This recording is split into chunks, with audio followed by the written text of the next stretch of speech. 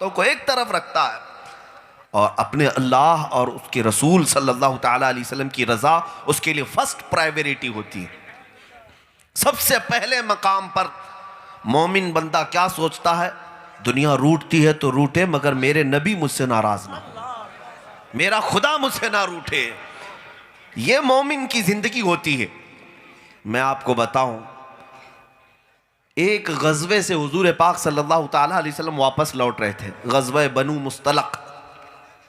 یہاں سے جب لوٹ رہے تھے تو ایک کنویں پر جھگڑا ہو گیا تھا دو لوگوں کے بیچ میں. وہ حضرت عمر کا ایک غلام تھا اور حضرت سعد کا ایک غلام تھا.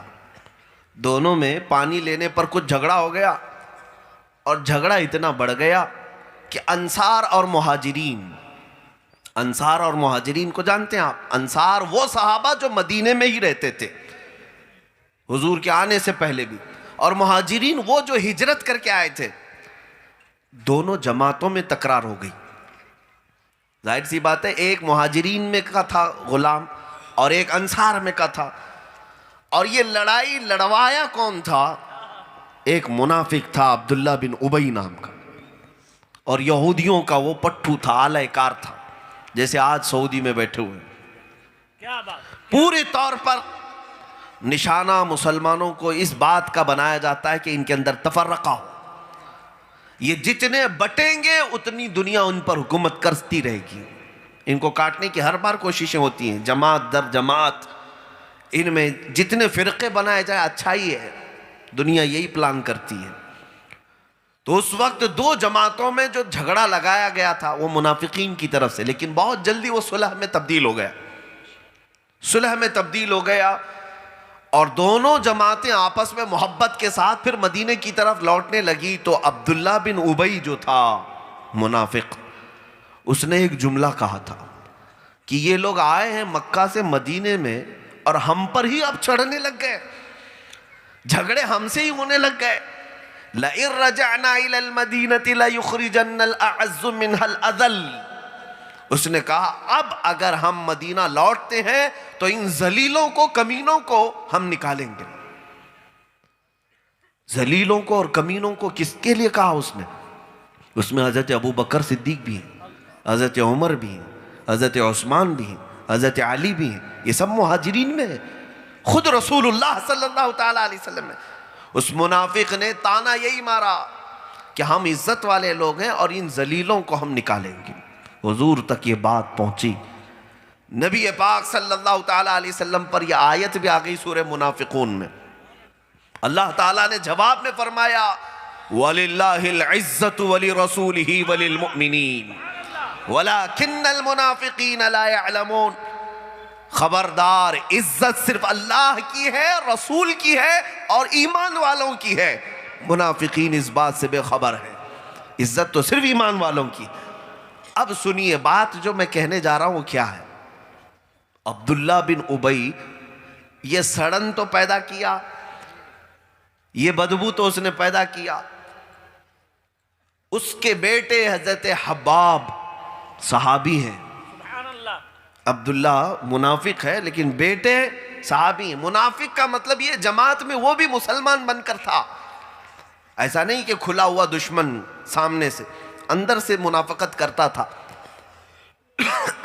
تو حضرت حباب حضور پاک صلی اللہ تعالیٰ علیہ وسلم کے پاس آئے.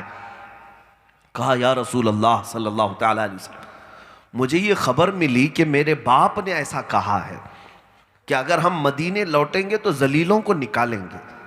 یا رسول اللہ اگر آپ اجازت دیں تو میں تلوار لے کر اپنے باپ کی گردن مار دوں، میں اپنے باپ کی گردن اڑا دوں.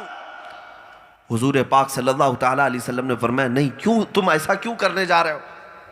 توجہ چاہتا ہوں، کتنی ایمانی غیرت تھی حضرت حباب کے اندر.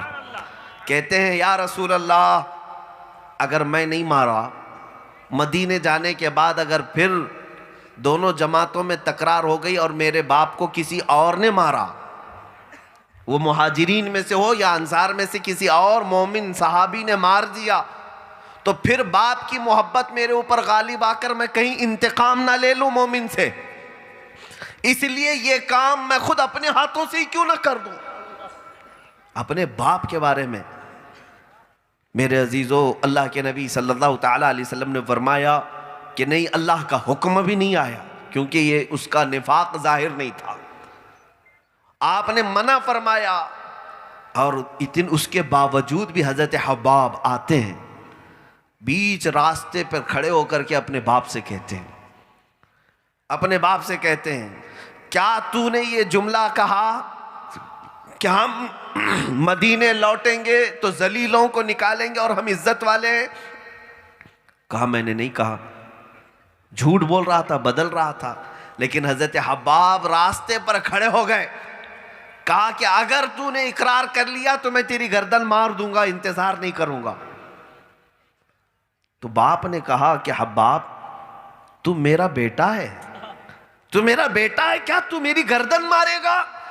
کہا ہاں، جس کے لیے مار رہا ہوں وہ میرا رسول ہے، تو باپ ضرور ہے لیکن جس کے لیے اٹھاؤں گا وہ میرا رسول ہے، اس کے آگے میرے لیے کوئی رشتہ نہیں ہے۔ یہ ایمان جب کسی کے سینے میں موجزن ہوتا ہے، نہ وہ رشتے دیکھتا ہے نہ طاقتیں دیکھتا ہے۔ نبی سے ہو جو بیگانہ اسے دل سے جدا کر دے، پدر مادر برادر جان و مال ان پر فدا کر دے۔ عزیزان گرامی وقار، یہ حدیث پاک میں پوری کر جاتا ہوں۔ حضرت حباب کھڑے رہے اور کہا میں تجھے اس وقت تک مدینے میں داخل ہونے نہیں دوں گا۔ کھڑے رہے مدینے کے باہر اپنے باپ کا راستہ روک کر کے، کہ جب تک تو یہ بات نہیں کہے گا کہ محمد اور ان کے ساتھی عزت والے ہیں اور ہم ذلیل ہیں، جب تک تو یہ نہیں کہے گا میں مدینے میں داخل ہونے نہیں دوں گا۔ راستہ روک کر کھڑے رہے۔ عبداللہ بن ابی نے دیکھا کہ بیٹے کے تیور ہی کچھ اور ہیں، بیٹے کا جلال ہی کچھ اور ہے۔ آخر کار اقرار کیا اور کہا ہاں حباب، میں اس بات کا اقرار کرتا ہوں کہ محمد اللہ کے رسول اور ان کے سارے ساتھی عزت والے ہیں، کمینے اور ذلت والے تو ہم ہیں۔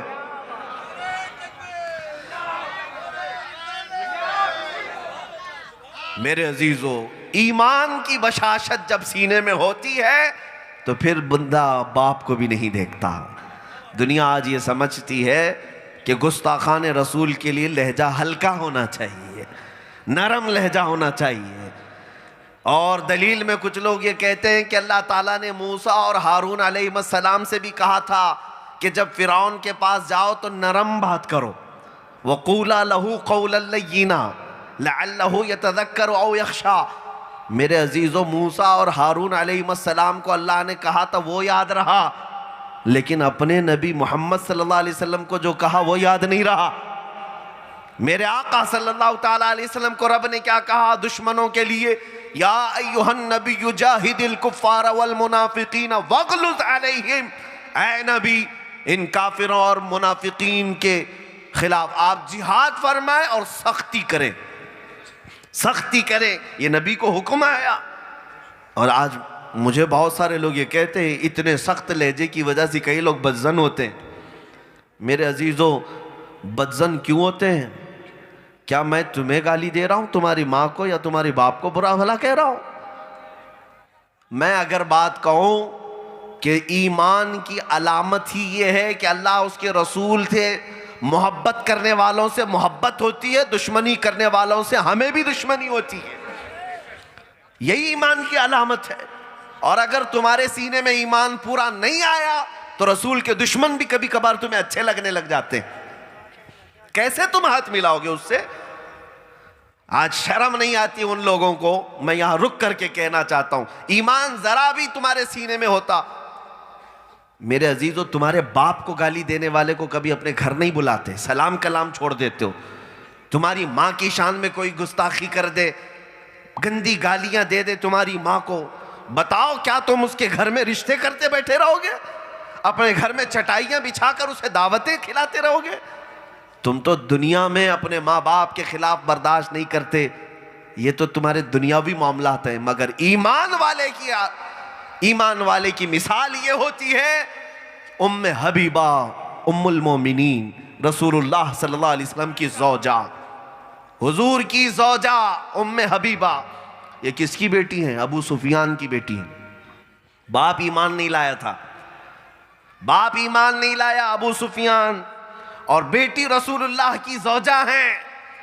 ایک بار ابو سفیان مدینے آیا اور مدینے آ کر کے صحابہ سے بات چیت کرنا تھا، کیونکہ ایگریمنٹ ٹوٹ گیا تھا صلح حدیبیہ کا، تو یہ واپس کرنے کے لیے، ری ایگریمنٹ کرنے کے لیے بات کرنے کی کوشش کر رہا تھا، کوئی نہیں بات کر رہا تھا۔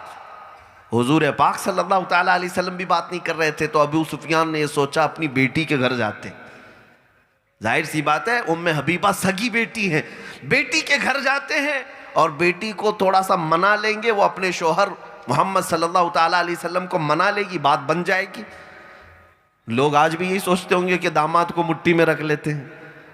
ابو سفیان گیا ام حبیبہ کے گھر، حضور کی زوجہ ہیں، ایمان کسے کہتے ہیں سنو۔ جیسے ہی گھر میں آیا، حضرت ام حبیبہ نے دیکھا باپ آیا ہے، کئی سالوں کے بعد آیا ہے، کئی سالوں کے بعد آیا ہے۔ آتے ہی بچھونا بچھایا ہوا تھا، بستر نیچے لگا ہوا تھا۔ جیسے ہی ابو سفیان گھر کے اندر داخل ہوا، بیٹھنے کی کوشش کیا تو ام حبیبہ نے بستر کھینچ لیا، چٹائی ہٹا دی۔ یہ عربوں کے لیے توہین تھی، کسی بھی مہمان کی توہین ہے یہ۔ ابو سفیان تن کے کھڑا ہو گیا، ام حبیبہ یہ تو نے کیا کیا؟ کیا میں تیرا باپ نہیں ہوں؟ ام حبیبہ نے کہا یقیناً باپ ہے، لیکن بستر رسول اللہ کا ہے، میں ان کی امانت دار بیوی ہوں، کسی نجس اور مشرک کو اس پاکیزہ طہارت والے بستر پر اس وقت تک بیٹھنے نہیں دے سکتی جب تک اس کے سینے میں ایمان نہ آ جائے، اپنے سگے باپ کے لیے۔ ہاں یہ ہے ایمان کی علامت، اللہ کے رسول سے محبت ہو اور ان سے محبت کرنے والوں سے محبت ہو، اور ان کے دشمنوں سے بغض و عداوت بھی ہو، یہی ایمان ہے۔